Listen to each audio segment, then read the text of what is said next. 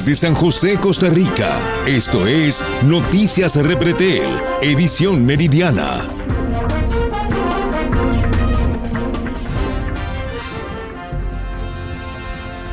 Hola, ¿cómo están? Bienvenidos a esta nueva edición de Noticias Repretel. Yo soy Melissa Durán, para mí es un placer saludarles. Iniciamos.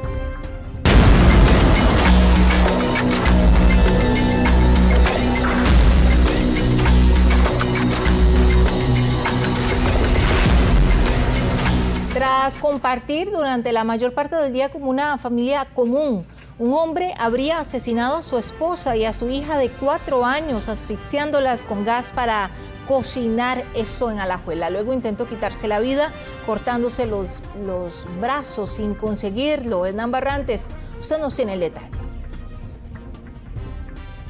Melissa, estamos en el barrio La Esperanza, en San Rafael de Alajuela, escenario de este lamentable hecho y en donde la comunidad tiene la esperanza, valga la redundancia con el nombre, de que se haga justicia en favor de esta joven madre de 39 años y su hija de tan solo 4 que fueron asesinadas de una manera realmente cruel y violenta. Estamos hablando de que esto se da en horas de la noche, luego de que esta familia estuviera compartiendo con los vecinos, se les viera jugando con la pequeña y todo como si estuviera con normalidad. Horas más tarde sienten un olor a gas que sale de este apartamento número 5 de este complejo donde habitaba este matrimonio, y cuando ingresa el cuerpo de bomberos al lugar se topa con 3 personas en estado de inconsciencia.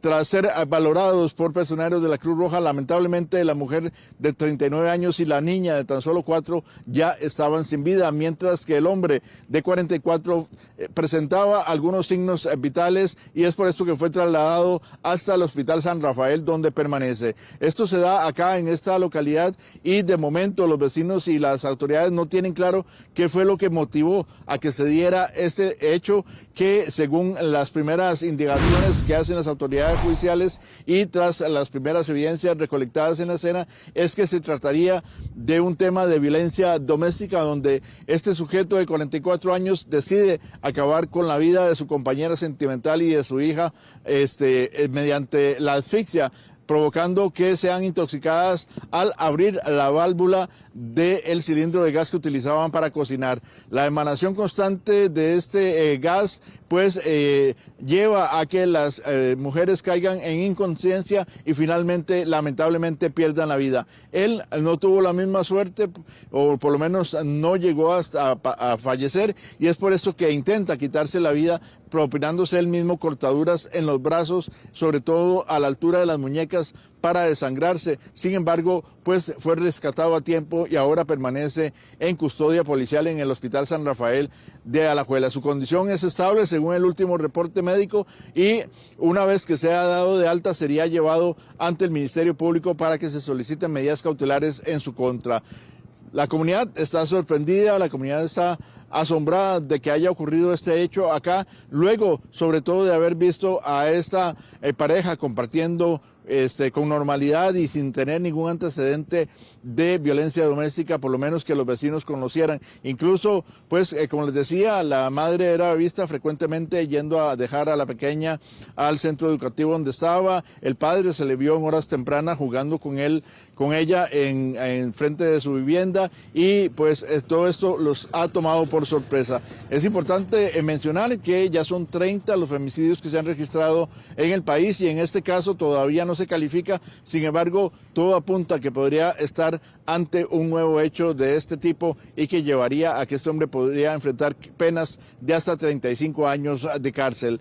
Una situación de violencia en el país que viene en aumento, incluso ya se superó la cantidad de víctimas mortales por violencia doméstica que se registraron el año anterior. Este año ya la superamos y aún falta pues poco más de un mes y medio para que termine este 2025. Así que es alguna preocupación que tienen las autoridades y piden que otras entidades del Estado, así como los vecinos, personas que conozcan de temas de hechos de violencia, que acudan a las autoridades, que denuncien para tratar de prevenir que se den más muertes de este tipo en nuestro país. Es una situación bastante lamentable. Inicialmente, cuando se atiende la escena acá en el lugar, pues es un poco confusa para las autoridades. Ellos son reportados con un tema ya de lo que se refiere a una escape de gas, ellos llegan a atender el cuerpo de bomberos. Al encontrarse el escenario solicitan la presencia de la fuerza pública y es así que se confirma lamentablemente el fallecimiento de estas dos personas. Reportaron primero una fuga de gas. A nuestra llegada tenemos unidad de policía. Nos indican que hay personas dentro de la casa sin vida. Se asegura la escena, se ventila. Unidad de personal de 724, Cruz Roja, valora y una de las personas tiene signos y es trasladado al centro hospitalario. Tenemos 2 personas fallecidas en el lugar. Se habla de una menor. Sí, correcto, una menor y aparentemente su madre. Bueno, antes de las 8 de la noche nos despachan para la confirmación de 2 fallecidos y valoración de una persona que quiso autoeliminarse según el despacho. La llegada, efectivamente, encontramos 2 personas, 2 femeninas, una adulta, una menor de edad, sin edad ni datos confirmados. Se encontraban en una habitación sin signos vitales a la hora de la llegada y un masculino adulto valorado por la unidad 1489 que indican tuvo inhalación por ELP. Él se trasladó en condición amarilla al centro médico. Se habla también de que el masculino tenía heridas de arma blanca en los brazos. Se le dieron laceraciones, sin embargo, no se sabe la causa.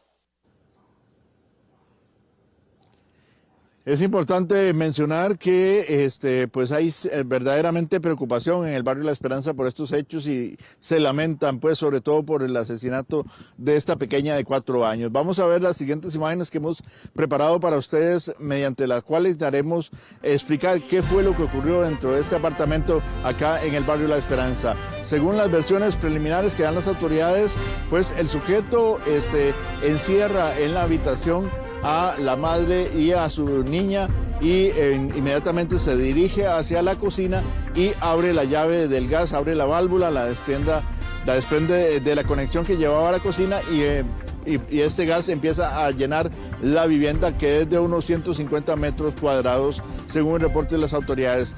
En este sitio, pues, la acumulación y la falta de oxígeno empieza a hacer efecto en las 2 mujeres, así también en el hombre. Ellos caen en este estado de inconsciencia y las mujeres lamentablemente ya no despiertan más, ellas pierden la vida debido a la cantidad de carbono que recibieron debido a la fuga de gas que se estaba generando de manera intencionada. El hombre logra reaccionar, se despierta de este estado de inconsciencia y es cuando aparentemente se autoinflige estas heridas con arma blanca, con un cuchillo y con la intención de acabar con su vida sin conseguirlo, y que ahora lo mantienen en el Hospital San Rafael de Alajuela. Realmente es una situación que ningún vecino se esperaba acá. Ellos tenían 1 año y medio de estar residiendo en esta comunidad y nunca sus vecinos lograron detectar que hubiera algún tipo de alerta que pudiera avisar de que había problemas en este matrimonio, y es lo que lleva a que hoy estén realmente sorprendidos y alarmados por esta situación. Lo más preocupante es que aumenta el número de víctimas de mujeres víctimas de la violencia doméstica, y es lo que está pues también preocupando a las autoridades. ¿Qué dicen los vecinos? Lo escuchamos. Tenemos tiempo de vivir aquí y todo aquí el pueblo siempre ha sido tranquilo. Este barrio ha sido un barrio muy tranquilo, pero quedamos así compactados con la vara, porque siempre ha sido un señor trabajador y una muchacha que sale a dejar a la hija a la escuela y salían juntos y venían, ahí se veían jugando y comiendo allá afuera. ¿Quién sabe qué sería la cuestión de que mató a la mujer? De un punto a otro se descontroló y la mató. Estuve hablando con muchachos más bien en la mañana, como siempre lo saludaba cuando salía para el trabajo, porque yo salgo temprano también. Estuvimos allá hablando, me saludó y todo normal. Más bien estaba jugando con la chiquita y con el vecino a la par. Y ahí en la noche fue que nos dimos cuenta que el hombre había prendido el gas y que ya mataba a la familia. Nunca íbamos a esperar algo así tan terrible, que se vio una familia buena, digamos, aquí. En realidad no estoy muy impactada sobre esto y ver que lo que le pase a una niña tan pequeñita, uno, como dijo usted, como madre, abuela, y es muy triste para nosotros.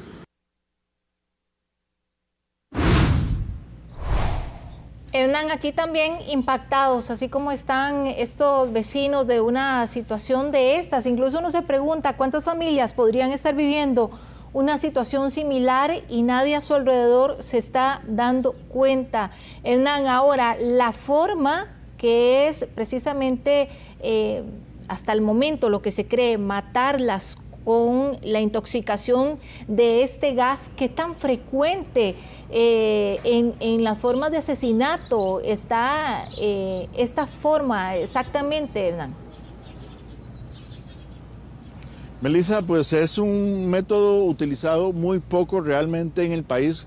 Se recuerdan algunos casos donde parejas que han ingresado a moteles o algún tipo de apartamento donde conectan algún tipo de manguera a la mufla de sus vehículos, los dejan encendidos y llevan esta manguera hasta la habitación y mueren intoxicados por el consumo o por la inhalación de estos gases tóxicos de los vehículos. Pero el utilizar el gas de cocina para intoxicar a una persona, para asfixiarla, que es realmente lo que ocurre, pues no es algo frecuente, no es algo que se vea mucho en el país, y esto es lo que más bien llama la atención a las autoridades de que se haya utilizado este método. Es un método muy cruel porque las personas es como si se estuvieran ahogando en un río, en una piscina, donde empiezan a tener problemas respiratorios, empiezan a presentar náuseas, dolores de cabeza, jaquecas y otro tipo de males que poco a poco les van quitando la fuerza, finalmente caen en un estado de inconsciencia y si continúan recibiendo este gas o estos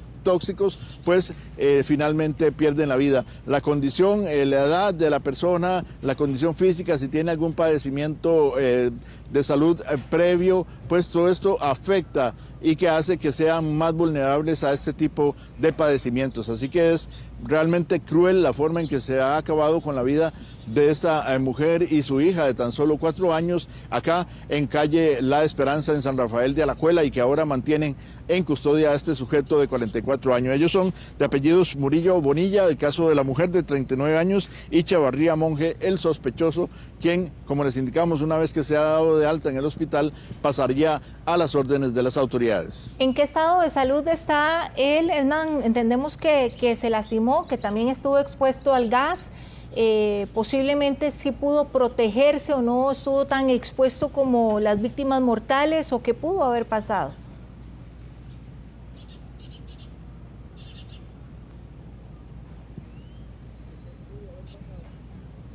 ¿Qué se puede haber pasado, Melissa? Son muchas las circunstancias, posiblemente algún tipo de discusión. Hemos visto cómo en el pasado los temas de celos, aunque no sean justificados, han llevado a que personas que parecen ser una familia normal de repente se tornen violentos algunos de sus miembros y terminen generando este tipo de situaciones tan lamentables que, como les decimos, este año ya han superado todas las registradas en el 2024. Y es que solo a lo interno de la casa se puede saber solo lo que pueda decir esta persona que ha logrado sobrevivir y que diga cuál fue el motivo que lo llevó a cometer este doble homicidio e intentar suicidarse. Es una situación sumamente triste y lamentable que se están viviendo acá en Alajuela y que ahora corresponde a las autoridades esclarecer. Muchísimas gracias, Hernán.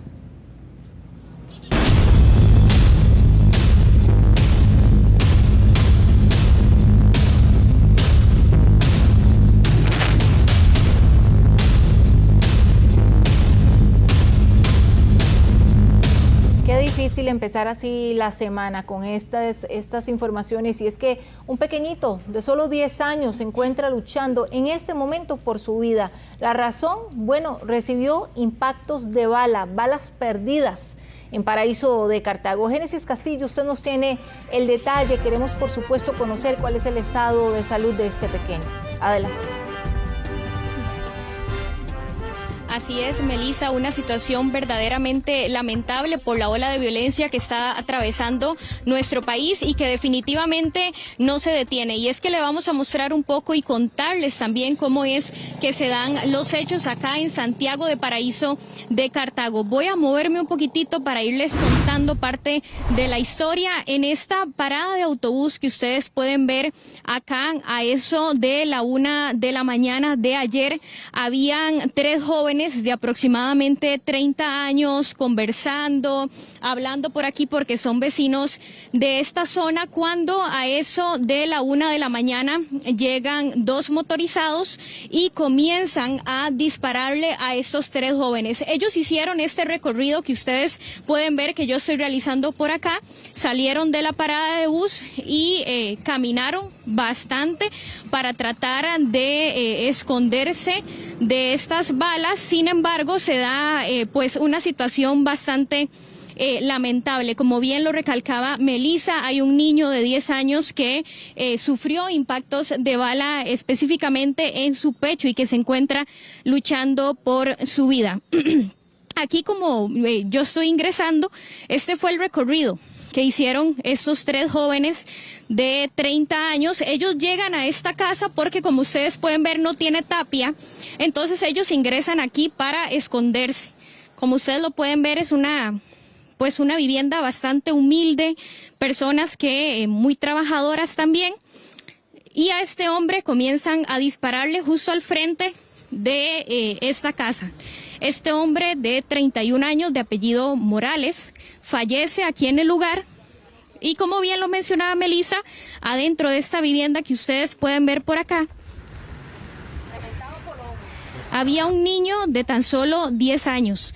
Y él recibe un impacto de bala en su pecho, una situación verdaderamente lamentable, y que él se encuentra luchando por su vida. Lo que nos dicen las personas de acá es que este niño de 10 años vino aquí a Paraíso de Cartago a celebrar su cumpleaños, pero él es vecino de la zona de Pocosí, es decir, de la zona del Caribe, y llegó aquí con sus familiares a pasar pues un cumpleaños que la verdad se convirtió pues muy trágico, y que hoy él se encuentra luchando por su vida. Escuchemos parte de las declaraciones del director del Hospital de Niños. Es un menor que se encuentra en una condición bastante crítica, está desde el día de ayer en la mañana en la unidad de cuidados intensivos. Previamente tuvo que ir a sala de operaciones, dada la gravedad de las lesiones que tenía. En estos momentos no ha salido de ese estado de gravedad, sin embargo nosotros esperamos que evolucione favorablemente en el lapso de las próximas horas. Hemos observado un leve incremento de los niños que vienen con lesiones por balas perdidas, y también en alguna medida niños que no nos llegan a nosotros, que fallecen in situ, o que también vienen con lesiones tan graves que no los podemos rescatar. Bueno, y también para comentarles un poco, como bien le recalcaba, este niño no es vecino aquí de Paraíso de Cartago, sino que más bien ellos, pues su familia vive en el Caribe y vino hasta acá a Paraíso de Cartago para celebrar su cumpleaños, que definitivamente terminó de una forma pues muy triste. Y es que, para que ustedes se den una idea, y parte del reporte que nos dan desde el organismo de investigación judicial, es que en esta parte de acá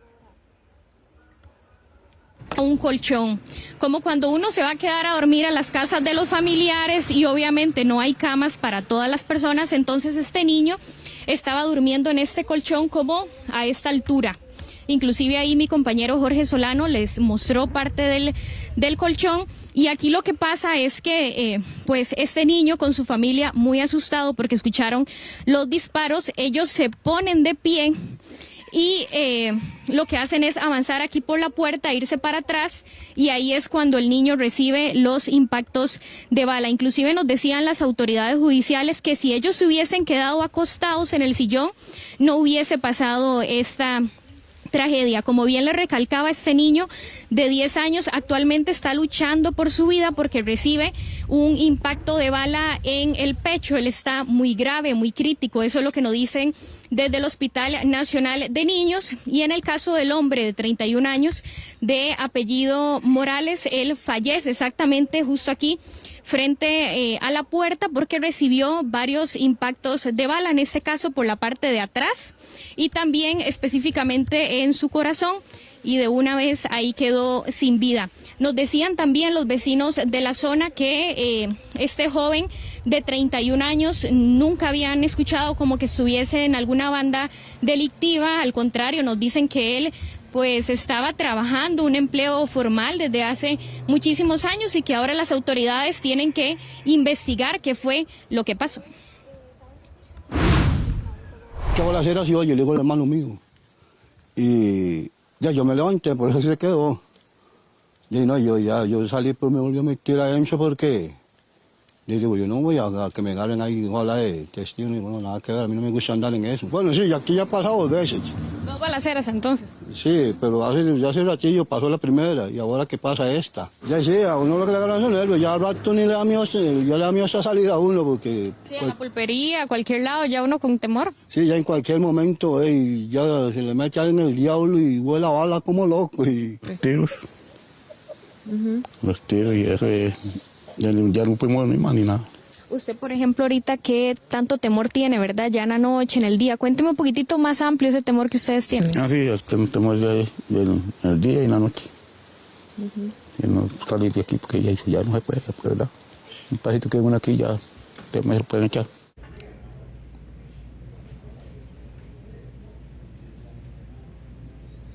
Génesis, a veces uno dice, bueno, mejor ni salgo de la casa para no exponernos, y este es el vivo ejemplo que ya ni en la casa estamos seguros.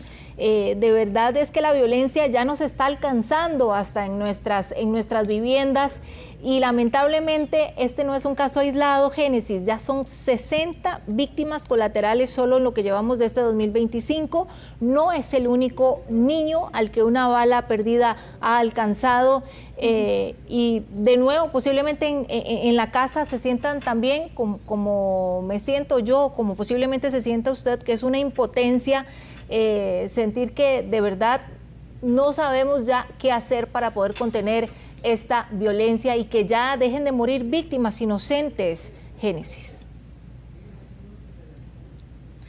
Así es, Melissa, y es que se han dado casos, como decía usted, de varios niños víctimas colaterales, y muchos de ellos se encontraban durmiendo al momento que se da esta balacera, así que definitivamente es muy lamentable y muy triste, porque imagínese usted una familia que viene desde el Caribe para pasar aquí con otros familiares, en este caso de la zona de Paraíso de Cartago, con esa ilusión de celebrarle el cumpleaños número 10 a este niño, y que se dé esta situación tan lamentable. Como bien les mencionaba, él se encuentra luchando por su vida porque recibe un impacto de bala específicamente en el pecho, y que ahora ya, como dice Melissa, no hay lugar seguro en realidad, porque en este caso aquí en Santiago de Paraíso de Cartago es una zona muy rural en donde muchas de las personas se dedican a la producción agrícola, son personas que tienen, como dice uno, toda la vida de vivir aquí, que se conocen, que saben quién es el vecino, claro, el que vive un poquito más largo, y que se da esta situación. Y es que aquí obviamente estos jóvenes corren a esta casa porque en el resto de viviendas todas tienen tapia, entonces es más difícil que usted se salte de la tapia, y como aquí ustedes pueden ver una casita bastante humilde, obviamente ellos entran aquí para refugiarse, y es cuando se da pues este lamentable incidente, que también las autoridades tienen que investigar si este muchacho de 31 años que falleció es víctima colateral, porque lo que nos dicen los vecinos es que él nunca vieron que estuviera en ninguna banda delictiva, Melissa. Bueno, quedamos entonces pendiente, que Dios le ayude a este chiquitico que está luchando por su vida en el hospital de niños. Continuamos nosotros con más, Génesis, muchísimas gracias. Y ya sabe cuánto tiene que pagar de marchamo. Bueno, para algunos fue como un balde de agua fría, cierto, más de 1.500 personas ya lo han pagado, qué dichosos. Para muchos aún existen dudas de los montos a pagar, y Jesús Chacón nos amplía esta información. Jesús, adelante. Así es, Melissa, desde las 4 de la mañana se dio ya la habilitación para consultas y pagos en línea de este marchamo, según lo ha indicado el Instituto Nacional de Seguros. Parte también importante son esas dudas que tienen las personas de vehículos eléctricos o inclusive los que tienen vehículos también a gasolina, que muchos dicen, bueno, me llegó el cobro similar, me subió. Recordemos que durante los últimos meses se había hablado de un aumento del 10% en el seguro obligatorio automotor, que pues iba a incrementar un poco debido a la accidentabilidad en carretera. También lo que se ha informado es que aquellos vehículos que tengan una antigüedad mayor a 15 años, recordemos que estos, pues ya no tienen una variación en ese impuesto que se mantiene en el rubro del marchamo, y que esto también hace que los precios de estos vehículos se mantengan prácticamente similar. Otra cosa que se ha indicado son 2 millones de vehículos que se encuentran inscritos. 3% creció la flota vehicular entre el 2024 y el 2025. Parte de esto son 58,000 vehículos más en nuestras carreteras, y creo que lo notamos todos cuando salimos en épocas festivas, en quincenas, donde también inclusive cerca de las horas pico se reportan presas en prácticamente todos los lugares del territorio nacional, y que todo esto provoca, pues ese aumento que se ha dado de un 3% en la flota vehicular en comparación al 2024. También otro que se ha informado, según el corte más reciente del Instituto Nacional de Seguros, es que ya son cerca de 2,000 personas que han realizado el pago del marchamo, 810,000 que han hecho la consulta para conocer cuánto les toca pagar de marchamo, y eso también han alertado que ha generado un sobrecargo en la plataforma del INSS para poder verificar cuál es el monto que le tocará pagar. Muchas personas han informado la lentitud o inclusive el colapso para ingresar a consultar, y se debe a esto, que la mayoría de la población ha estado ingresando, por lo que sobrecargan la página y prácticamente no deja que otros conductores puedan hacer esa consulta. Sin duda una situación que, ya como lo decíamos, esto al inicio del cobro del marchamo 2026, ese derecho de circulación que, como decíamos, el seguro obligatorio automotor en vehículos también aumentó 4,600 colones, y en motocicletas aumentó cerca de 5,000 colones. Como decíamos, esto debido a la accidentabilidad en carretera. Consultamos a algunos de esos conductores que ya se hicieron presentes acá físicamente a la oficina del Instituto Nacional de Seguros con respecto a, qué les motivaba a pagar el primer día. Muchos prefieren hacerlo de esta manera para ir saliendo ya de esto, y algunos relatan que se mantuvo el precio similar al 2024 y otros que tuvieron un leve aumento. No sentí ninguna variación, muy parecido al precio del año pasado. ¿Prefiere salir desde ahorita ya con el tema de pagarlo desde ya? Honrar las deudas de un solo tiro. Yo al menos en marchamo lo que hago es que en todo el año ahorro para poder pagar la moto y el carro. Cuando ya llega el término, digamos, como el día de hoy que abren las cajas, vengo a pagarlo casualmente. Para salir de ese compromiso, ¿verdad? Y tener más libertad ya en lo que nos queda del mes de diciembre, y aprovechando ahorita que no hay tantas filas, ¿verdad? Ni mucha gente en ninguna de las sucursales. También que nos contes un poco en comparación al del año pasado, cómo es el precio, si está igual, similar o si tiene alguna variación. Ahorita va a ser el primer año que le pago el marchamo a este carro, ¿verdad? Entonces no sabría ese tema cómo está, pero esperemos de que sean precios, de verdad, que hayan rebajado un poquito a comparación de los del año pasado. Primero me evito filas, el montón de gente que hay para diciembre que ahora no me gusta. Entonces ahorro desde que empieza el año para pagarlo el primer día que sale. Que nos cuente también en comparación con el precio del año anterior, ¿cómo lo ha visto? ¿Se ha subido, se ha bajado? Mira, según tengo entendido, sí subió un poco más el monto. No sé cuánto irá esta vez, entonces hay que esperar nada más a pagar en la caja a ver cuánto viene. 34,000 accidentes de tránsito que reporta el Instituto Nacional de Seguros, 5,000 más que en comparación al 2024. Y también si lo comparamos con los fallecidos, son 109 fallecidos a la fecha, 20 más que en el 2024. Todo esto suma para que lastimosamente se den esos fatales accidentes y que cada vez más aumente ese seguro obligatorio automotor, que genera, un aumento también en el derecho de circulación de este 2026. Parte de lo que se ha informado inclusive es con respecto a esos vehículos eléctricos. Muchos hacen la consulta de que bueno, no les sale a aquellos que tienen vehículos eléctricos, no les sale ese rebajo del 20% que se ha estado dando durante los últimos años. Sin embargo, las autoridades recuerdan que deben esperar al menos 3 días para que ya se encuentre reflejado esto en el sistema y que el pago que realicen sea efectivo, el que les toca hacer ya con ese descuento que se les hace de un 20%.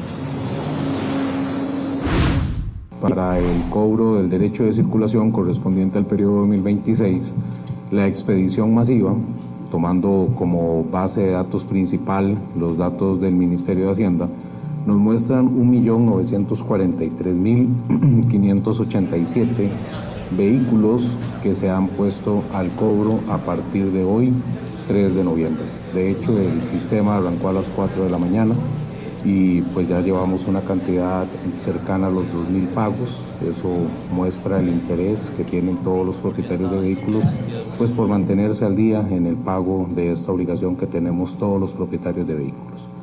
Entre otras cosas, este crecimiento, si lo comparamos con el año anterior, pues es un incremento de un 3%. En datos absolutos son 58.500 vehículos más los que tenemos registrados en nuestras bases de datos para el cobro del 2026 en comparación con el periodo 2025. Jesús, entonces, en resumen, para los que dicen, bueno, ¿por qué me subió? Si más bien se suponía que tenía que bajar, lo que suele bajar es el valor fiscal, pero el rubro del SOA, del seguro, debido a la gran cantidad de accidentes de tránsito que han sucedido este año, eso subió. Entonces de ahí prácticamente es donde se compensa o incluso para algunos llegó más caro este año, Jesús.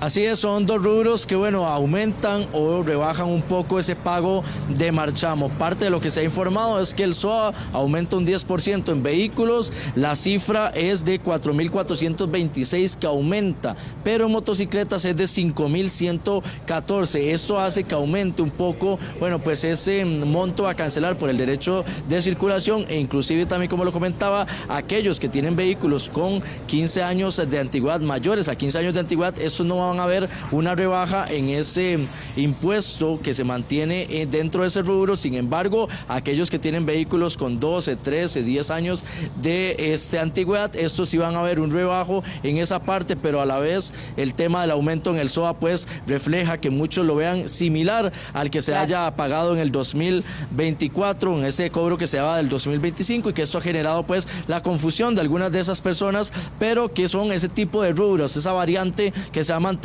y que bueno, esto genera que muchas personas lo noten igual, otros más caros de cara a ese aumento del 10% en el seguro obligatorio automotor por la accidentabilidad que se ha estado presentando en el país, más muertes en carretera. Esto suma que específicamente se dé un crecimiento de atenciones y con esto también un crecimiento en el cobro del SOA.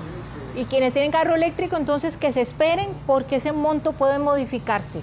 Muchísimas gracias, Jesús. Más adelante regresamos con usted. Por ahora vamos a la información deportiva.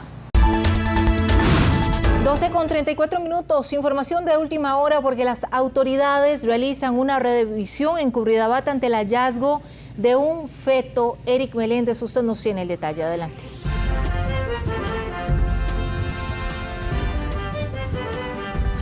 Melissa, buenas tardes. Esta información que está en desarrollo, vamos a las imágenes de inmediato. Alerta que fue dada a las 10:37 de la mañana, que ingresa al sistema de emergencias del 911 en este estacionamiento, propiedad que se ubican varios vehículos, es donde se da ese aviso. Un feto que fue encontrado dentro de una bolsa a esta hora de la tarde, 12:35 de la tarde, la señal totalmente en vivo. Aún se mantiene el organismo de investigación judicial, asimismo custodiando el lugar con fuerza pública. Este trabajo que inicia minutos antes de las 11 de la mañana y que genera la valoración de este pequeñito, de este feto, aún se desconoce quién pudo haber sido la persona, la mujer que deja a este menor. Sin embargo, ya se ha realizado toda una revisión en el lugar para ver si se puede dar también con el paradero de la mujer responsable. Una zona que tiene muchísima vigilancia, si lo vemos así,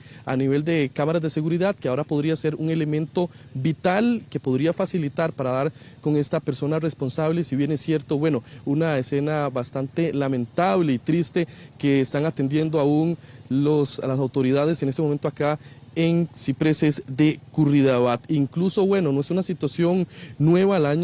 Hace unos meses también en el sector de San Carlos, en zona Fluca, se dio el hallazgo de otro feto de unos 7-8 meses de edad y que incluso todavía se mantiene en investigación este caso. En ese momento, bueno, se encuentra también en una bolsa que es también llevado hasta Medicatura Forense, una investigación que lleva algunos meses principalmente para dar con el paradero de las personas responsables. En este caso no se ha detallado incluso cuántos meses podría tener. Si bien es cierto, lo único que mantienen las autoridades es que fue encontrado en una bolsa. Usted ve la imagen, ya se estarían terminando parte de las inspecciones, se revisa parte de este estacionamiento, pero también lo que es el perímetro, ya que es una zona bastante boscosa, para ver si hay más indicios que puedan aumentar y generar lo que es la investigación. El pequeñito o este feto que ya prácticamente se ha hecho levantamiento de los restos de este feto para ser llevados y presentados ante Medicatura Forense.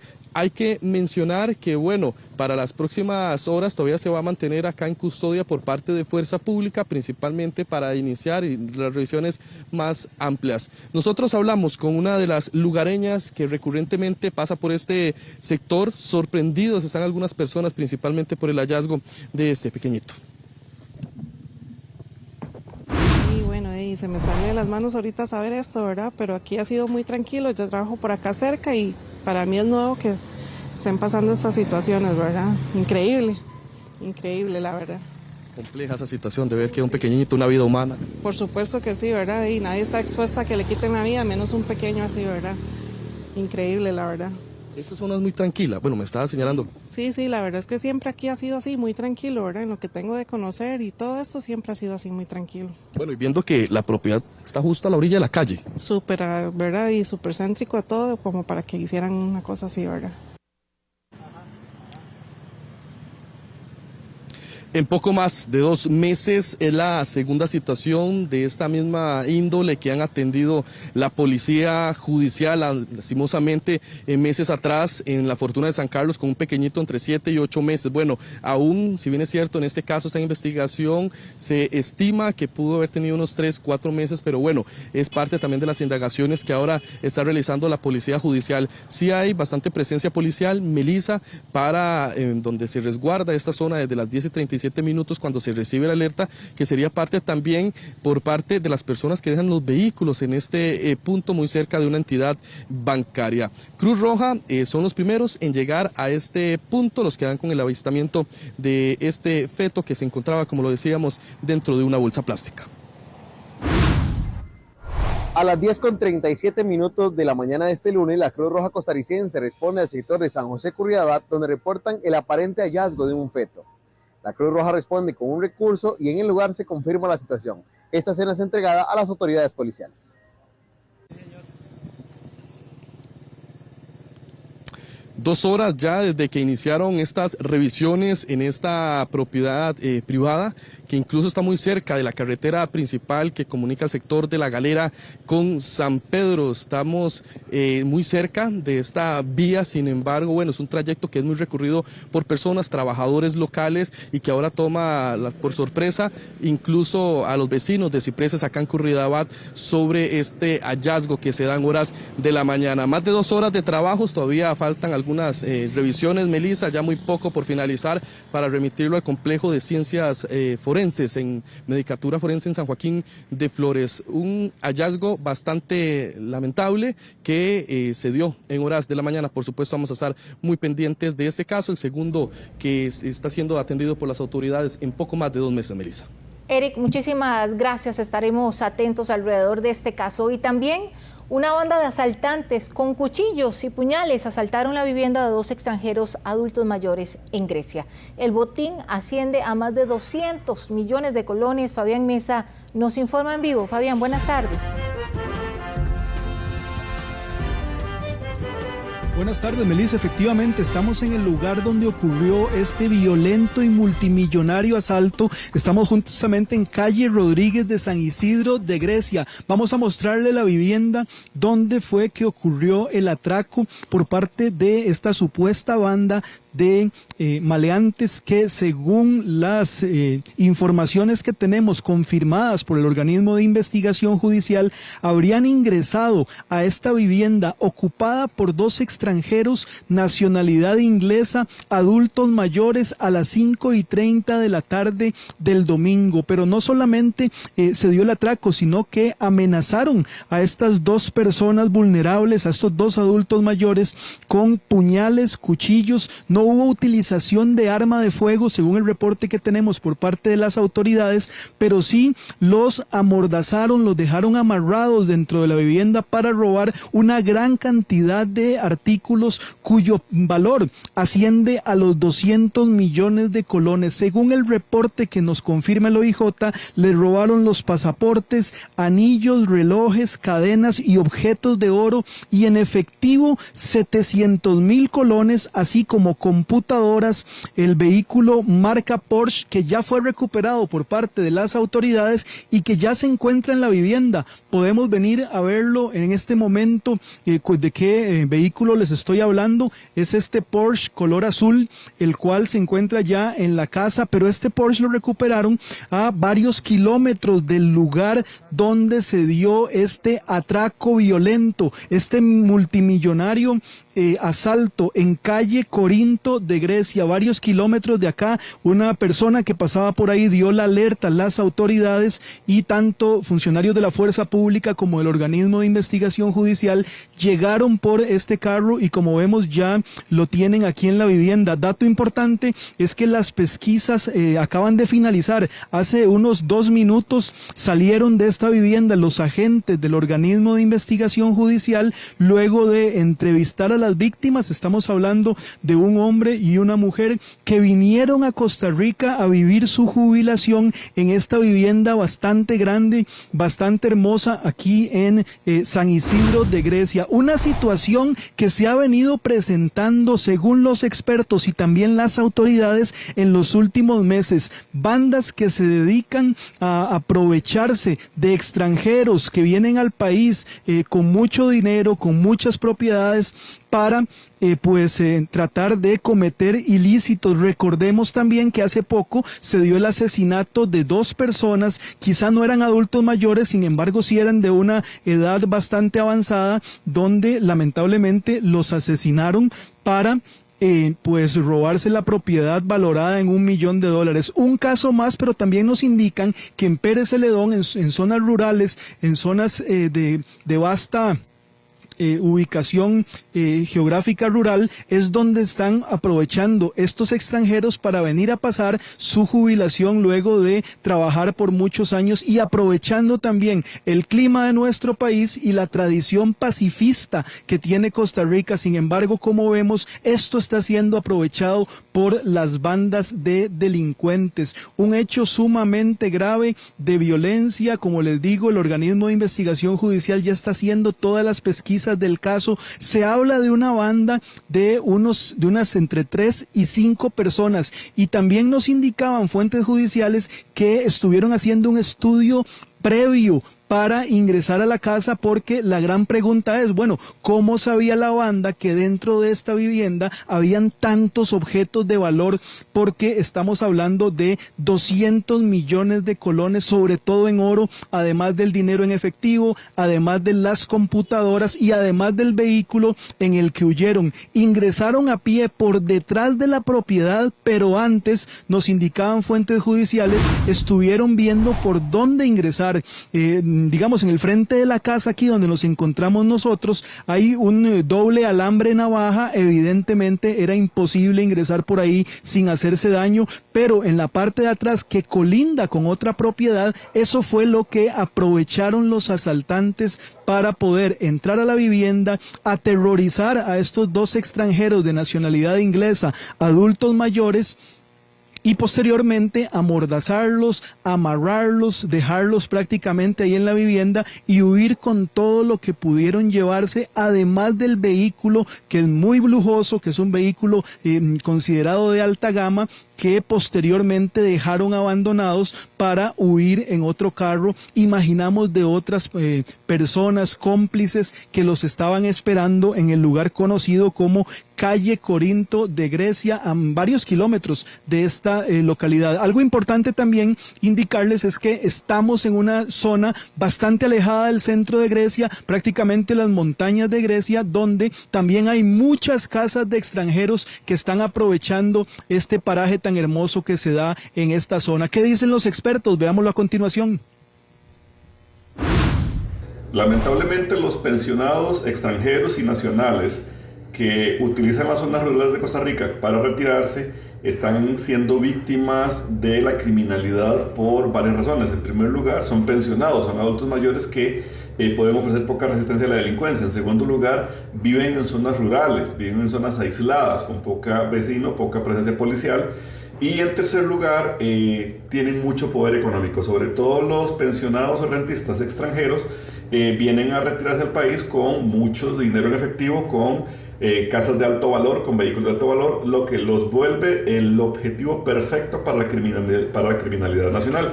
Y desgraciadamente o dichosamente, Costa Rica vende su imagen al mundo como país de paz y país de seguridad, y lamentablemente no es así. Recordemos que hace unas semanas fallecieron 2 pensionados alemanes en la zona de Jacó tratando de vender una vivienda.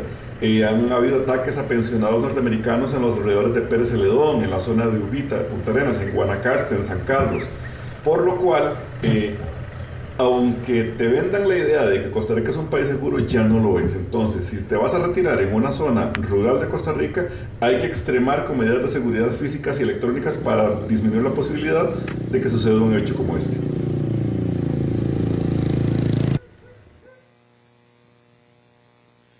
Melissa, voy a pedirle a mi compañero Cristian Hernández que nos muestre precisamente por dónde anduvieron estas personas ayer en horas de la tarde, porque este es el frente de la casa y ahí se observa donde hay pues varios pasto majado, se ven algunas huellas e incluso se ve donde movieron algunas ramas para tratar de ingresar por la vivienda de frente. Aquí estamos totalmente en directo para que ustedes tengan pues todos los detalles de este multimillonario asalto. Sin embargo, aquí lo que pasa es que se topan con un doble alambre navaja y abortan la misión de ingresar a esta lujosa vivienda por dentro. Entonces, lo que hacen es movilizarse hacia atrás de la casa para ingresar por el lote que colinda con esta lujosa propiedad bastante grande, una casa bastante hermosa con varios vehículos también, y pues así fue como ingresaron, pero aquí fue donde estuvieron en horas de la tarde tratando de ingresar al inmueble.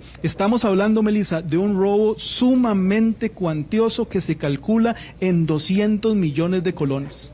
Fabián, ya lo decía usted, cámaras de seguridad, vemos tapia, vemos portón, vemos doble alambre navaja, y nada de esto detuvo a la delincuencia, que una vez más, lamentablemente, como ya lo decíamos, queda muy mal Costa Rica, sobre todo cuando nos decíamos un país destino para esta población que muy bien nos hace en nuestra economía, y lamentablemente se están convirtiendo en blanco muy fácil para la delincuencia, Fabián.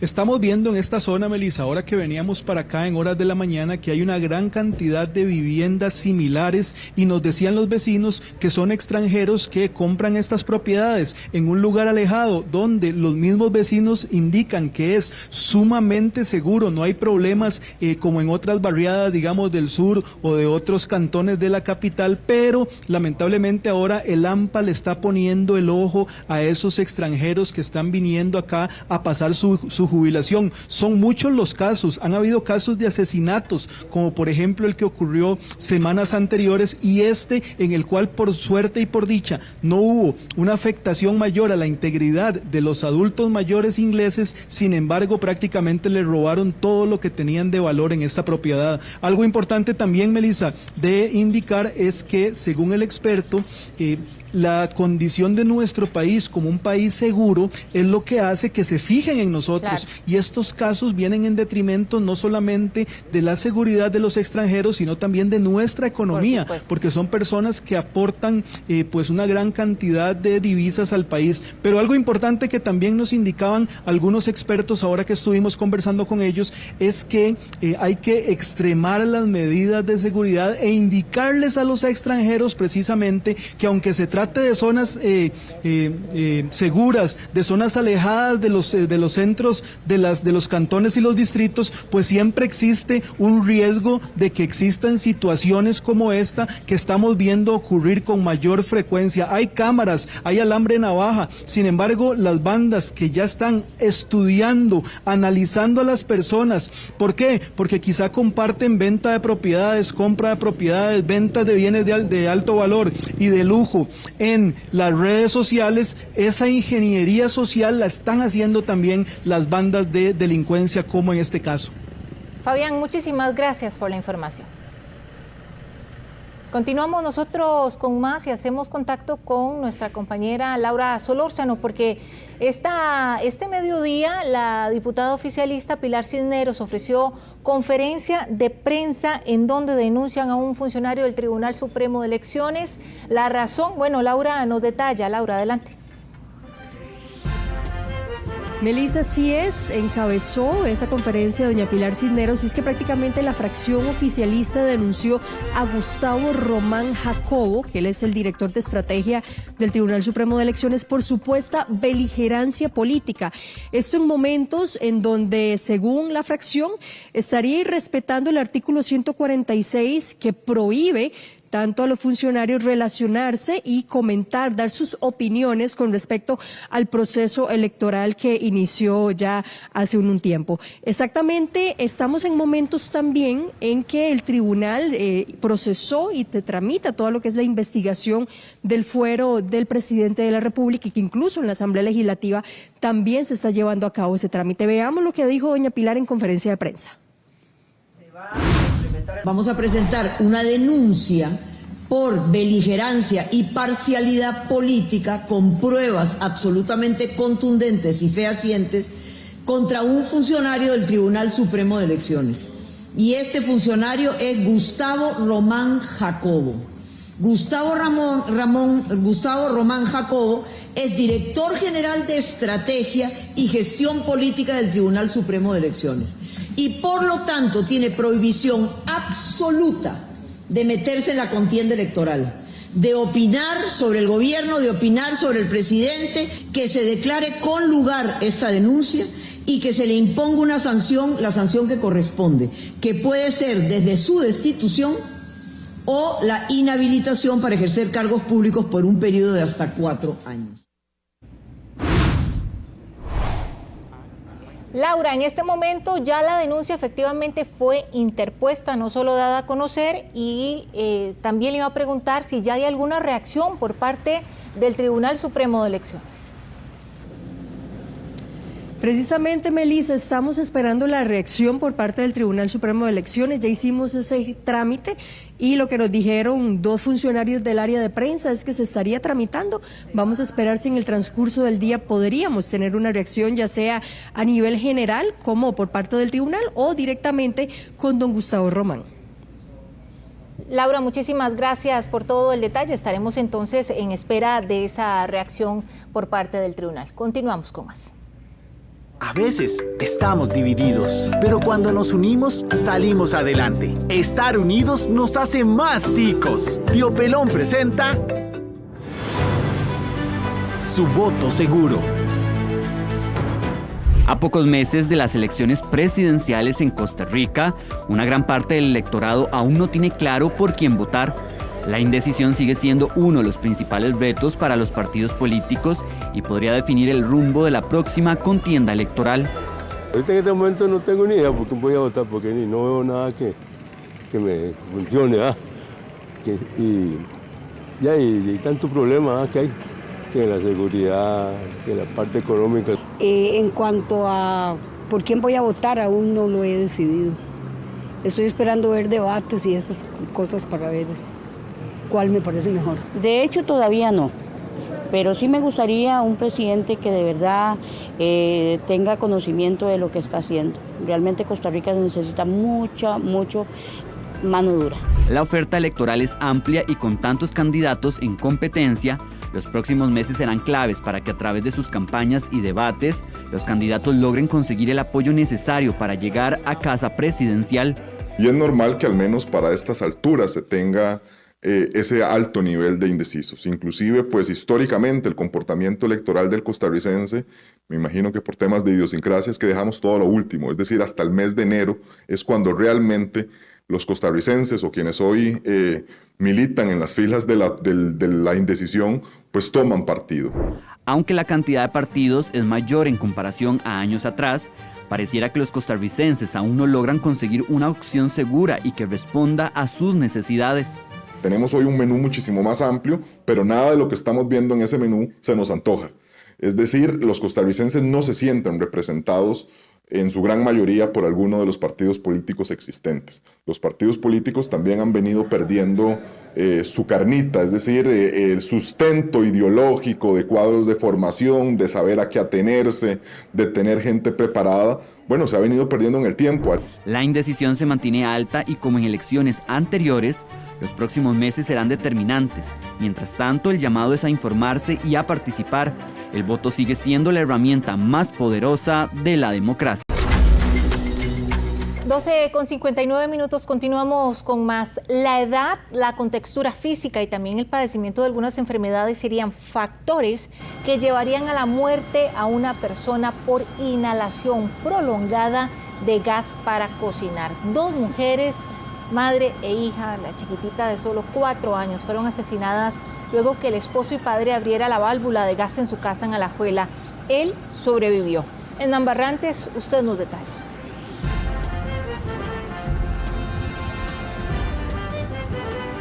Una situación realmente atroz y lamentable la que se ha presentado acá en el barrio La Esperanza, en San Rafael de Alajuela, que cobra la vida de una mujer de 39 años y de su hija de 4 años de edad, ambas víctimas de la aparente agresión por parte del padre y esposo de ellas, quien en este momento permanece en el Hospital San Rafael de Alajuela luego de que intentara quitarse la vida. Primero inhalando gas de cocina, como hizo con su pareja y su hija, sino que además intentó suicidarse quitándose o cortándose lo que son las venas de los brazos a la altura de la muñeca. Sin embargo, fue hallado con vida por parte de los personeros de bomberos y de Cruz Roja Costarricense y fue trasladado hasta el hospital donde permanece en custodia policial. Con estos casos ya son 30 los femicidios que se han registrado en el territorio nacional y es una cifra que ya ha superado toda la que ocurrió en el 2024. Así que es un alarmante para las autoridades y para los vecinos de acá del barrio La Esperanza. Lo más preocupante es que nunca esta pareja dio señales de alerta de que estuviesen en problemas o que estuviera enfrentando algún tipo de problemática, y esto es lo que los tiene más sorprendidos según han narrado. Es importante mencionar que inicialmente se manejó el caso como 3 fallecidos, sin embargo, tras la revisión del personal de la Cruz Roja Costarricense se detectó que el hombre aún estaba con vida y esto lo mantiene así en el Hospital San Rafael. Este es el barrio La Esperanza en San Rafael de Alajuela, una comunidad en la que desde la noche de este domingo su vida cambió. 2 de sus vecinas fueron asesinadas de manera cruel y atroz. Se trata de una madre y su pequeña hija. Ellas fueron halladas sin vida tras ser obligadas a inhalar por varias horas gas para cocinar. Se trata de una mujer de apellidos Murillo Bonilla de 39 años y su hija de solo 4 años. El responsable, el padre y esposo de las víctimas, de apellidos Chavarría Monje de 44 años. Él permanece en el Hospital San Rafael de Alajuela luego de intentar quitarse la vida mediante heridas con cuchillo en sus brazos. Todo ocurrió en el apartamento número 5 de este complejo habitacional. Los vecinos están sorprendidos porque horas antes vieron al hombre feliz jugando con su pequeña y acompañado de su esposa. Ahí se veían jugando y comiendo allá afuera. ¿Quién sabe qué sería la cuestión de que mató a la mujer? De un punto a otro se descontroló y la mató. Estuve hablando con muchachos más bien en la mañana, como siempre lo saludaba cuando salía para el trabajo, porque yo salgo temprano también, estuvimos ahí hablando, me saludó y todo normal, más bien estaba jugando con la chiquita y con el vecino a la par. Y ahí en la noche fue que nos dimos cuenta que el hombre había prendido el gas y que ya mataba a la familia. Nunca íbamos a esperar algo así tan terrible, que se vio una familia buena, digamos, aquí. En realidad no estoy muy impactada sobre esto y ver que lo que le pase a una niña tan pequeñita, uno, como dijo usted, como uno como madre, abuela, y es muy triste para nosotros. Por causas que no se tienen claras, el sujeto encerró en una habitación a la menor y a su esposa. Luego abrió la válvula del cilindro de gas y la concentración del químico llevó a la muerte a las víctimas. Debido a que él no fue afectado de la misma manera, decidió intentar quitarse la vida al cortarse las venas de las muñecas de sus brazos. Pero, ¿por qué Chavarría Monge no fue afectado de la misma manera que su esposa e hija? Las personas más vulnerables a morir por inhalación de gas LP y en general por gases asfixiantes como el monóxido de carbono son los niños pequeños, los ancianos y las personas con problemas cardíacos o pulmonares, ya que sus cuerpos reaccionan de manera más crítica a la falta de oxígeno. Las mujeres embarazadas también están en mayor riesgo porque las células del feto son más sensibles. El inhalar gas para cocinar por varios minutos produce una serie de complicaciones para la salud. Reportaron primero una fuga de gas. A nuestra llegada tenemos unidad de policía. Nos indican que hay personas dentro de la casa sin vida. Se asegura la escena, se ventila. Unidad de personal de 724, Cruz Roja, valora y una de las personas tiene signos y es trasladado al centro hospitalario. Un adulto, una menor de edad, sin edad ni datos confirmados, se encontraban en una habitación sin signos vitales a la hora de la llegada y un masculino adulto valorado por la unidad 1489 que indican tuvo inhalación por GLP. Él se trasladó en condición amarilla al centro médico. La muerte de una persona y la supervivencia de otra en la misma exposición depende de varios factores, como la concentración del gas, la duración de la exposición, la respuesta individual y las condiciones médicas previas como problemas cardíacos o pulmonares. El gas LP, al ser un gas inerte, desplaza el oxígeno en los pulmones, lo que dificulta o imposibilita la respiración y puede llevar a la inconsciencia y la muerte por falta de oxígeno. Una vez que el sujeto sea dado de alta, quedaría en custodia del OIJ para ser presentado ante la Fiscalía y solicitar medidas cautelares en su contra. Es importante que todos aquellos que conozcan algún tipo de situación de violencia que estén registrándose en alguna casa vecina, donde algún familiar, donde algún amigo o amiga, pues es importante que lo haga saber de inmediato a las autoridades para que estos sean intervenidos a tiempo y no terminen en tragedias como estas que se está viviendo en San Rafael de Alajuela. Todo es debido a la incomprensión o a los roces que se dan normalmente entre personas que lamentablemente en algunos momentos se pasan de la raya y terminan en este tipo de hechos tan lamentables. Terrible, Hernán, definitivamente este caso. Y bueno, vamos con Fabián porque las denuncias presentadas en contra del director del OIJ refieren supuestas faltas al código de ética de ese organismo. Él se defiende, indica que no compartió información sensible. Fabián Mesa, usted nos tiene el detalle. Melissa, tenemos que recordar que no solamente existen las 3 denuncias penales, es decir, por supuestos hechos de violación, en principio eran 4, sin embargo una de las personas que la presentó la quitó alegando presiones indebidas por parte de funcionarios del Instituto Nacional de la Mujer. Sin embargo, por otro lado, hay abierta una investigación en la inspección judicial que tienen que analizar muy bien los magistrados de la Corte Suprema de Justicia, los 22 magistrados que conforman la Corte Plena, es decir, las 4 salas de la Corte Suprema de Justicia. ¿Qué es lo interesante de este caso y por qué es que queremos basarnos en esto? Porque ahí lo que se está discutiendo son posibles faltas a la ética del funcionario judicial y muy directamente a 3 artículos del Código de Ética que tienen que cumplir todos los investigadores y funcionarios del organismo de investigación Investigación Judicial, valga la redundancia, pero sobre todo su director. ¿Por qué? Porque según las denuncias y según lo que indican las personas que las presentaron, don Randall habría compartido información sensible, como por ejemplo lugar de allanamientos, fotografías en las cuales se observan evidencias importantes, hasta incluso cuerpos de las personas fallecidas en casos en los cuales se dan asesinatos en este país. Recordemos entonces estos 3 artículos del Código de Ética del OIJ que podrían haber violentado el director del OIJ con este supuesto comportamiento que indican las denunciantes. Vamos a verlas a continuación.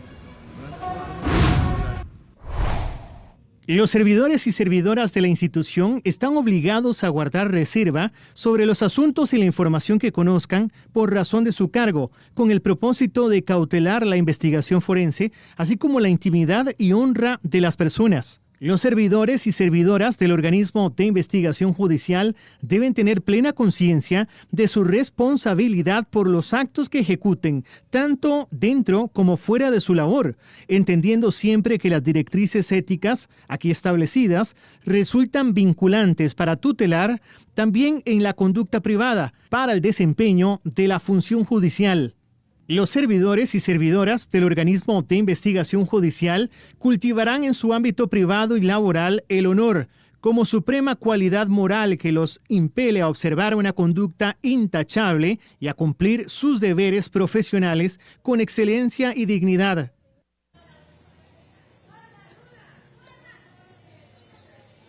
Lo que tienen que analizar los magistrados entonces es si ese supuesto comportamiento del director del OIJ al revelar por mensajes de WhatsApp dirección de allanamientos, momentos en los cuales estaban ocurriendo las pesquisas judiciales e incluso fotografías que muestren evidencias de los casos, vienen a contradecir estos artículos que acabamos de ver. Pero por otro lado, el director del OIJ durante todo este proceso, incluso antes de que se iniciara la presentación de las denuncias, ha dado la cara y ha salido a, de alguna manera, hacer descargo de lo que se le acusa. Y en relación con todas estas pesquisas que se hacen, con todas esas pruebas que se han presentado en su contra en la vía administrativa, él dice que nunca ha enviado o ha suministrado a terceras personas pues información sensible de los casos en trámite. ¿Qué dice por medio de un comunicado don Randall? Veámoslo a continuación también. En cuanto a la entrega de ubicación en tiempo real para los casos de allanamientos, una fue de un allanamiento en Alajuela a las 6 de la mañana, siendo que se nota que la activación en tiempo real fue a las 7:42, o sea, 1 hora y 42 minutos después de haberse realizado el allanamiento. Hay una imagen video que se ve de un allanamiento en Atillo a las 5 de la tarde, relacionado con la muerte de un joven extranjero. Ese video muestra una alameda en la que se aprecia un aguacero que estaba en ese momento y se tomó a las 5:47 de la tarde. Respecto a los lugares de allanamientos, en ningún momento se indica el grupo criminal, ni el punto a allanar, ni se muestra más información. Solo se menciona una provincia. Los 2 cadáveres en la escena del crimen que se refieren allí no forman parte de una fotografía oficial del OIJ, sino que fueron difundidos por parte de un grupo de chat de sucesos.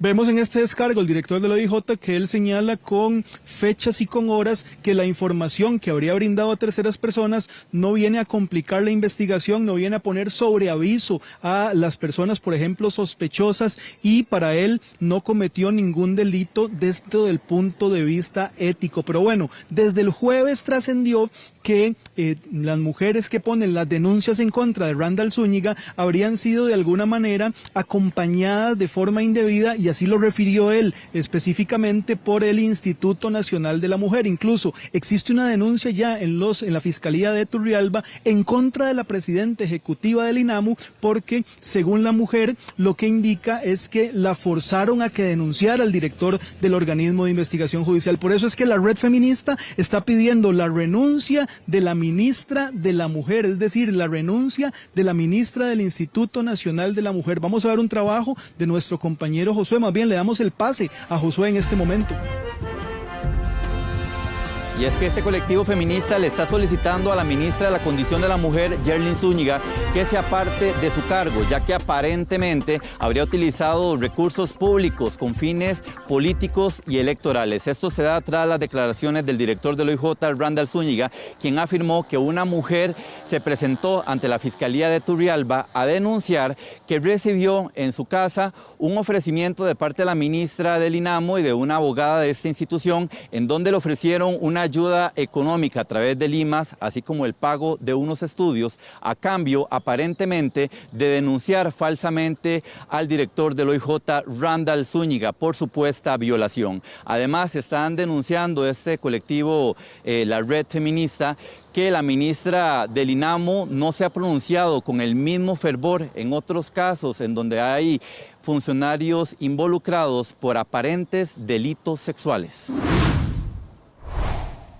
Por presuntamente utilizar el INAMO con fines políticos y electorales, la Red Feminista exigió la renuncia de su presidenta, Yerlin Zúñiga. La solicitud se dio luego de que una mujer en Turrialba denunciara haber recibido una supuesta oferta económica del instituto a cambio de presentar una denuncia falsa contra el director del OIJ. Me preocupa también las denuncias que hay de que hubo coacción a algunas mujeres para que denunciaran, ¿verdad? Entonces, por eso estamos pidiendo nosotros la renuncia, porque consideramos que la actitud de la ministra está poniendo en duda cualquier denuncia que haga una mujer por violencia sexual. El colectivo también cuestionó que el INAMO ha guardado silencio en otros casos de presuntos delitos sexuales que involucran a funcionarios del gobierno. Parece que esta forma de hacer una conferencia de prensa, de tener un gran despliegue por un caso, y de haber tomado una denuncia que debería haber sido tomada en la fiscalía y contar que se tomaron las denuncias, ¿verdad? Eso a mí me preocupa desde ya. El aparente ofrecimiento de una denuncia falsa en Turrialba fue revelado por Randall Zúñiga, director del OIJ. Desde el INAMO negaron rotundamente que se estén contactando mujeres para presentar denuncias falsas a cambio de beneficios sociales. La Red Feminista advirtió que este tipo de casos debilitan la credibilidad de la institución y afectan la lucha de los colectivos contra la violencia. Consultamos a varias mujeres sobre la labor del INAMO y estos respondieron. ¿Conoce el INAMO? No, literalmente no. ¿Sabía que es una institución que se dedica a luchar contra la violencia de las mujeres, ayudarle a las mujeres en condición de estado de vulnerabilidad? No, es como muy nuevo para mí, muy nuevo. Es que no la conozco. ¿No sabe si está haciendo su función o si la hace bien? No sé. ¿Ha tenido usted algún problema relacionado a violencia de género en algún momento, violencia doméstica? Pues sí. Sí. ¿A dónde acudió? A mi propio psicólogo, yo. Hay personas que reciben ayuda estando presas y hay personas que estamos afuera y no ayudan. Entonces, es todo lo contrario. El colectivo también pidió la destitución de la abogada del INAMO, Claudia Blanco, quien presuntamente acompañó a la ministra Yerlin Zúñiga a la Casa de la Mujer en Turrialba para solicitar que se presentara la denuncia falsa. La Fiscalía de Probidad y Anticorrupción en Turrialba abrió una causa contra la presidenta del INAMO y la abogada de esta institución por esta denuncia que presentó la semana pasada esta vecina de Turrialba.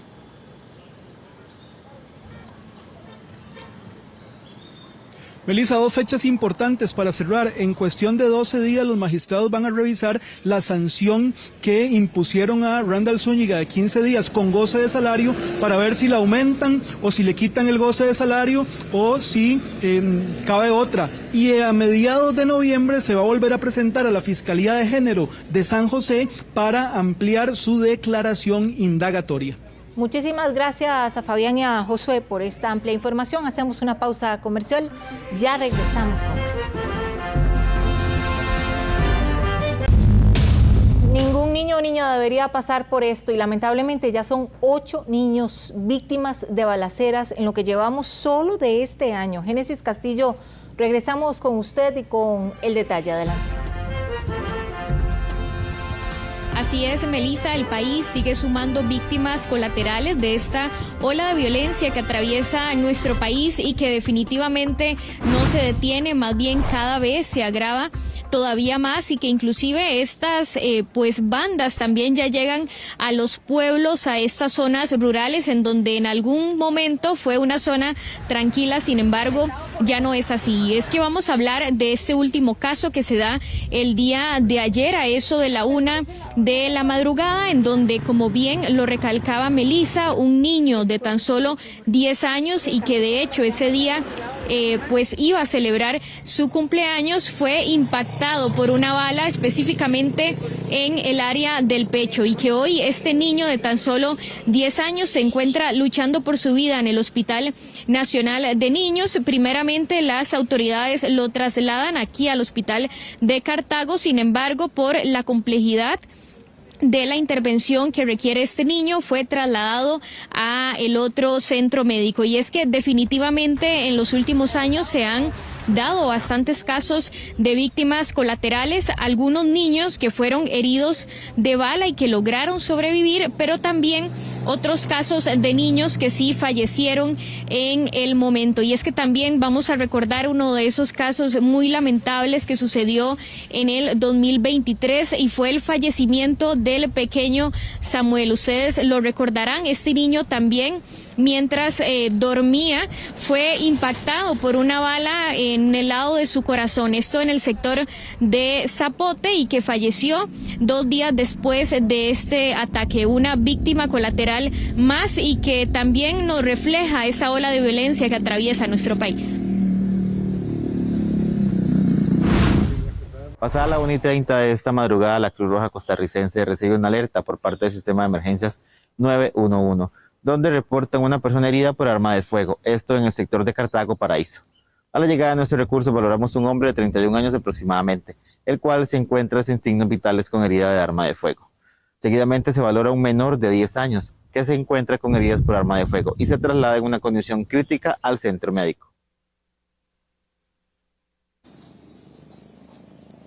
Y bueno, ahora también vamos a repasar para que ustedes puedan conocer los datos de cómo están las cifras de las víctimas colaterales, porque en este caso, hasta lo que llevamos hasta el momento y según los datos que nos comparten desde el organismo de investigación judicial, es un total de 60 personas las que han fallecido por estas balaceras que se dan cerca de su casa, o tal vez algunas personas que iban para la pulpería y estaban cerca de estos incidentes de violencia que se dieron. Y aparte de estas 60 personas que fallecieron, también 8 niños fueron víctimas de estas balaceras. Como bien les comentaba, en este caso hay un niño de 10 años que sigue luchando por su vida en el sector de Paraíso de Cartago. Muchísimas gracias, Génesis, por la información. Y los vehículos eléctricos tendrán que esperar varios días para que se ajuste el descuento que se aplica a estos medios de transporte. El periodista Jesús Chacón nos amplía. Jesús, adelante. Elisa, serán 3 días que tendrán que esperar a estas personas para que ya salga ese monto reflejado con la condonación que se les realiza a este tipo de vehículos. Parte de las curiosidades también que han dado a conocerse luego de esta conferencia de prensa del Instituto Nacional de Seguros es cuál vehículo paga más y cuál paga menos, y también el vehículo más antiguo que paga el marchamo en nuestro país. Como parte de la salida a cobro del marchamo existen varias curiosidades entre los vehículos que más pagan y los que menos pagan. Según datos del Instituto Nacional de Seguros, el derecho de circulación del 2026, el automóvil que más paga es un vehículo de lujo del 2018 que paga 7.192.439 colones, y el que menos paga será un auto de 1989, cancelando 73.706 colones. Respecto a la morosidad del periodo 2025, este cerró en un 7.44%. Para ese periodo se pusieron al cobro 1.885.054 derechos de circulación. Al 3 de noviembre del 2025, únicamente se registraron pendientes de pago 140.286 vehículos. El valor fiscal de los vehículos inscritos siempre baja. Eso es el proyecto de hace un par de años con respecto al impuesto a la propiedad de vehículos. Entonces los valores fiscales siempre bajan. Los únicos que no bajan básicamente es los vehículos de más de 15 años, se mantienen constantes, eso quiere decir que no aumentan, pero tampoco disminuyen, son para vehículos de más de 15 años. Entonces, en términos generales, a todos los vehículos el impuesto que pagan se les va a disminuir o se mantiene igual si el vehículo ya tiene más de 15 años. Entre otras curiosidades, el carro más antiguo puesto al cobro es un modelo de 1919 que paga 74.726 colones. En el caso de los vehículos eléctricos, sus dueños deberán esperar cerca de 3 días para ver reflejada la condonación del porcentaje autorizado para estos autos autorizados. Esos valores son bastante interesantes en la medida en que vienen en aumento, 61.500 millones de colones el año anterior, cerca de 51.000 millones de colones con corte al 30 de septiembre. Eso muestra la realidad de lo que está ocurriendo en nuestras carreteras y bueno, que el Instituto Nacional de Seguros utiliza esos recursos para brindarle la atención y todas las prestaciones que en derecho le corresponden a las personas lesionadas víctimas de un accidente de tránsito. Ya se reportan más de 810.000 consultas por parte de los conductores para conocer el monto a cancelar en el marchamo 2026, donde más de 2.000 ya han hecho efectiva la cancelación de ese derecho de circulación. Y es que ya con la salida del cobro de este marchamo 2026, el corte más reciente que ha informado el Instituto Nacional de Seguros es específicamente, bueno, que ya 2.000 personas pagaron el marchamo, más de 9.000 consultas se han hecho, 9.000 personas, conductores que han ingresado directamente a realizar la consulta en la página del INS. Uno de los métodos que se puede utilizar para pagar es también esta página en línea del Instituto Nacional de Seguros, donde hay podrá inclusive aunar también lo que son algunos seguros como Más Protección, seguros contra terceros. Todo ese tipo de seguros tienen un cobro adicional al que ya se realiza por diferentes rubros en este marchamo, este derecho de circulación 2026 que usted podrá agregar, y eso también le ayudará o le tendrá un beneficio de cara a este derecho de circulación 2026. Parte también de lo que se ha informado es el tema del cobro para esos vehículos eléctricos. Por eso, si usted tiene un vehículo eléctrico, lo mejor es que espere cerca de 3 días cuando ya se actualicen pues esos datos a nivel del sistema en el Instituto Nacional de Seguros. Esto porque el sistema de Hacienda, bueno, pues jala el rubro directamente, entonces ella hace la conversión con base a este monto que específicamente se jala desde Hacienda, pero será hasta esos días cuando ya se ajuste con esa valoración, cerca de un 20% de condonación que se le hace a este tipo de vehículos en el territorio nacional. Jesús, muchísimas gracias. Hay que esperar entonces. Y bueno, un tema que sin duda ha generado muchísima polémica y que aunque es internacional, por supuesto que acá en Costa Rica estamos pendientes. ¿Qué va a pasar en el futuro cercano entre las relaciones entre Estados Unidos y Venezuela? Nuestro director, don Randall Rivera, nos estará ampliando este tema en entrevista. Hola Meli, ¿cómo estás? Muy buenas tardes para usted y por supuesto para toda nuestra audiencia. Hay 3 temas más o menos que a nivel internacional, por lo menos en Costa Rica, están captando la atención de todos. Uno es Venezuela, el otro tiene que ver con Colombia, que ya se los voy a contar, y por supuesto todo lo que tiene que ver con Gaza y con la guerra en Ucrania. Pero ciertamente desde el pasado 2 de septiembre, Estados Unidos empezó una campaña, mandó barcos militares al Caribe, después al Pacífico, y ha matado ya a 64 personas. Algunas de ellas no podemos descartar incluso que vinieran para Costa Rica en estas operaciones de drogas. Pero bueno, ha lanzado misiles sobre barcos en el Caribe y en el Pacífico, muy cerca de Venezuela, en lo que en el inicio se pensó que era una operación antidrogas, pero cada vez tenemos, digamos, más sospechas de que podría tratarse más bien de una presión contra el gobierno de Venezuela. Por eso le pedí a don Carlos Cascante que nos acompañara hoy, a mí, a toda la audiencia, para entender un poco de estas cosas. Carlos, bienvenido, ¿cómo estás? Un gusto estar con usted, Randall, y con su audiencia para conversar de un tema que parece lejano, pero está a 3 horas vuelo de distancia. Así es, de hecho, por eso lo decía, algunas de esos barcos podrían, Carlos, haber venido para acá. No sabemos, en realidad es una operación que es muy extraña en términos de, no es una operación militar, aunque en Estados Unidos lo presentan como una operación militar. Claro. No es una operación policial, porque una operación policial implica la detención del barco, el decomiso de lo que traiga el barco, etcétera. Tampoco lo es. Es una cosa muy sui generis, ¿verdad? Para Trump es una operación militar, están en guerra con los cárteles. Pero es cierto, Carlos, que esto genera presión sobre Nicolás Maduro. Es decir, que podríamos estar viendo la mayor presión que Estados Unidos puede ejercer sobre él. Randall, no solo la mayor presión sobre Nicolás Maduro, la operación de presión más fuerte que los Estados Unidos ha hecho en los últimos 30 años en América Latina. Okay. Desde la Guerra Fría en los 80 no hemos tenido tanta presencia de los Estados Unidos en las aguas del Caribe. ¿Qué hacemos? Vamos a ver, porque yo he leído muchísimo al respecto y dicen que esto fomenta, digamos, una guerra psicológica, un terror psicológico contra Maduro, que debe estar escondido en algún lado, y contra todos sus cómplices ahí alrededor. ¿Qué información entre ustedes, Carlos, los expertos, se comparten? ¿Cuál es el objetivo de hacer esto? No necesariamente sea una invasión militar. Incluso el presidente Trump en su entrevista de 60 minutos de CBS indica que no está de momento una operación en el terreno. Pero ¿qué es lo que provoca este tipo de cosas? Intentar debilitar a las bases del chavismo en Venezuela.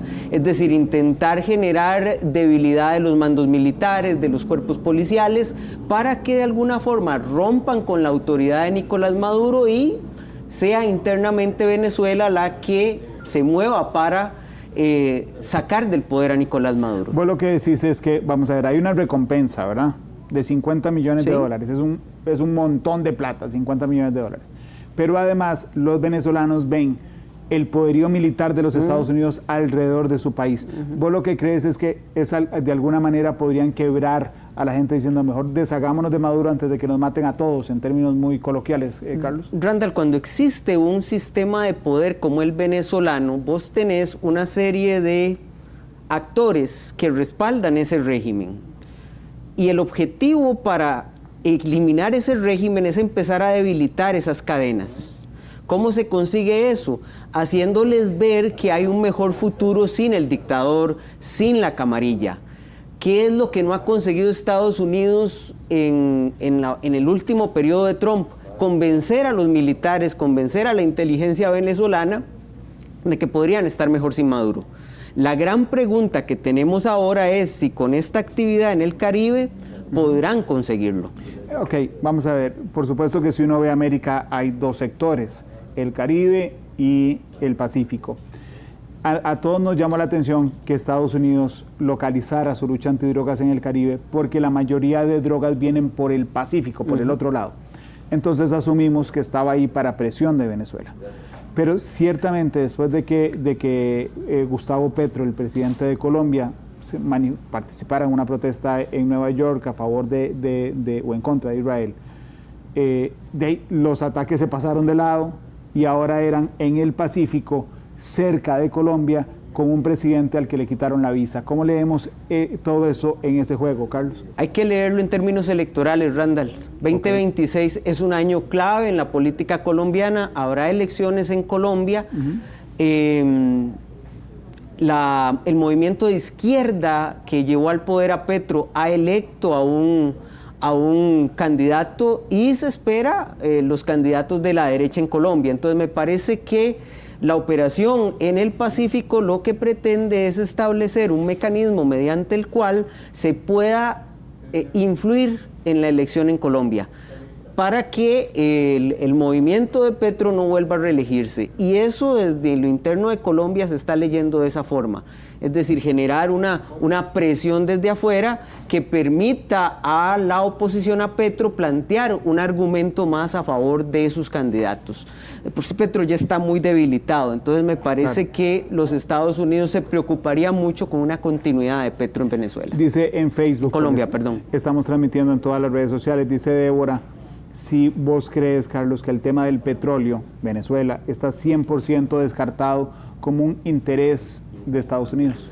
Voy a plantearlo de la siguiente manera. Dentro del gobierno de los Estados Unidos hay dos facciones en torno al tema venezolano.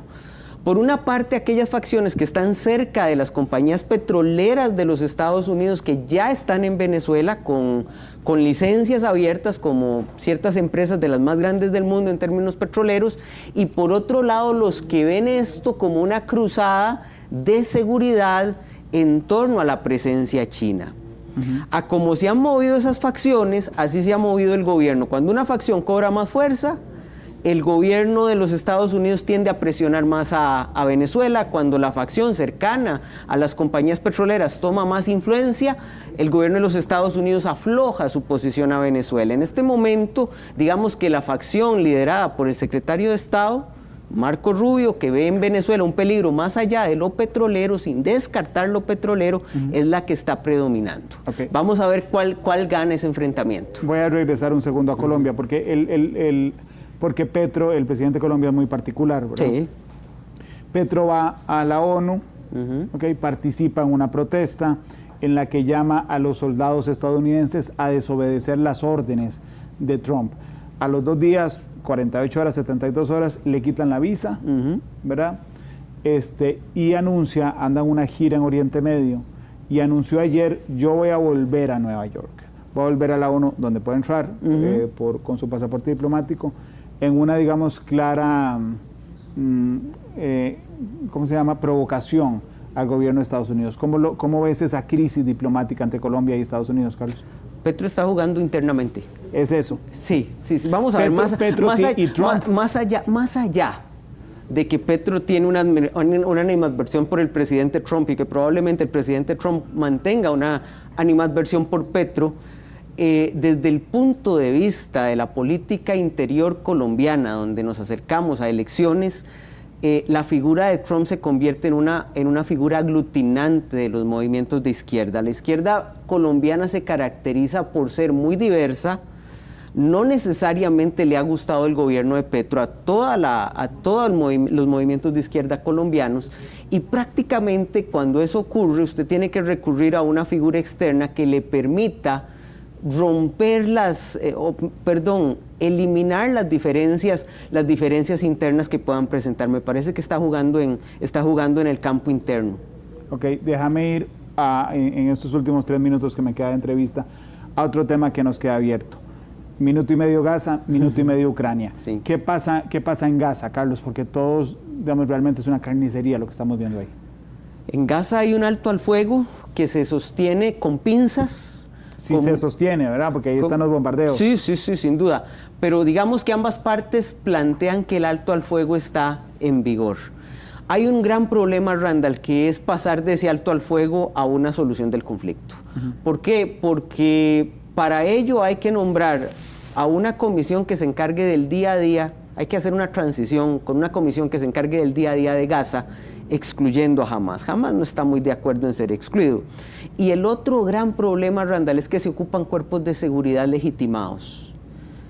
Y encontrar países que quieran mandar a sus tropas a Gaza y que además estén legitimados es una tarea muy complicada y muy difícil de alcanzar. Sería solo Israel el que quiera mandar sus tropas a Gaza, seguramente. Y yo te diría que habría una oposición incluso ya dentro del propio Israel, que ya no quiere seguir más de lo que ha seguido en guerra. Carlos, para terminar, Trump se iba a reunir con Putin un día de estos.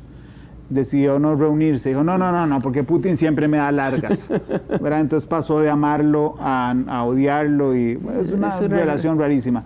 ¿Qué pasa? Porque ahí, mientras nosotros hablamos de esto, mientras Trump suspende reuniones, mientras Putin lo engaña, la gente se muere. Sonaste como una telenovela. ¿Verdad que sí? Sí. Es que es muy dramático. Es muy dramático. Pero bueno, ¿qué es lo que está pasando? A Rusia no le conviene terminar la guerra. Rusia está avanzando a un paso muy lento, pero está avanzando. El objetivo diplomático de Rusia es que los Estados Unidos no tengan un involucramiento absoluto en la guerra. Y de momento han conseguido un objetivo importante. Los Estados Unidos estaba pensando en enviarle a Ucrania armas de largo alcance, misiles Tomahawk, y los Estados Unidos decidieron no hacerlo.